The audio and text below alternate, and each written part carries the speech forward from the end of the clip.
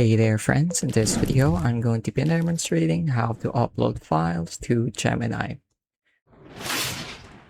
So as you can see, I've already signed into Gemini in my web browser right here.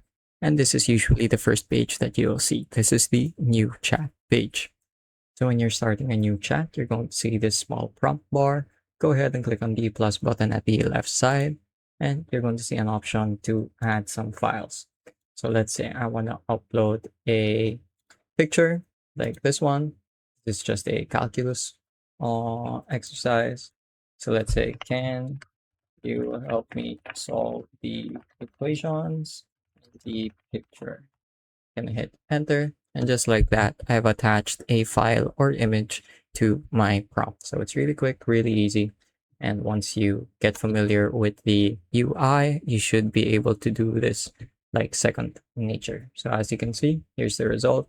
It has correctly analyzed whatever is in the picture and helped me. It has broken down the problem for me to understand. So that's pretty much it for this video. I hope I was able to teach you something new and something useful. And as always, thank you for watching.